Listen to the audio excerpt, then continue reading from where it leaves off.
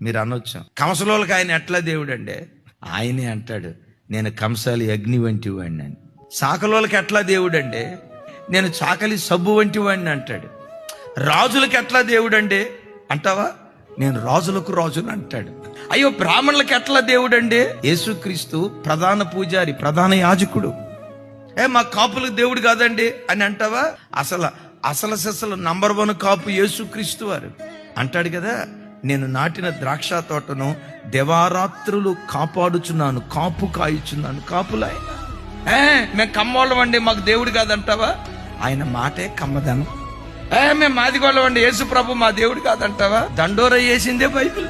ప్రపంచంలో ఎన్ని జాతులు ఉన్నాయో, ఎన్ని కులాలు ఉన్నాయో, నాసిక రంధ్రాలలో ఊపిరి ఉన్న ప్రతి మనుషునికి యేసే యేసే యేసే నిజదేవుడు. ఆయన తప్ప వేరొక దేవుడు లేడు.